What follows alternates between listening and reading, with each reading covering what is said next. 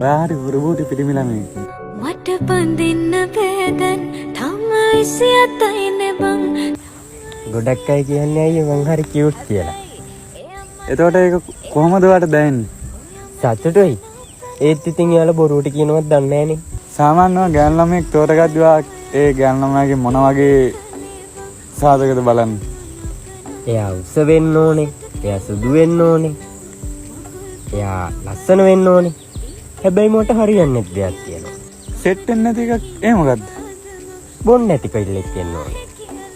ඒ කියන්නේ බොන්නේ නැති කියන්නේ බොන කෙල්ලෝ 1000ක් මැද්දේ බොන්න නැති කෙල්ලෝ තමයි සුපිරිම. කමටම කියනවාද මං ඔය මගේ වාහේ කියලා බං.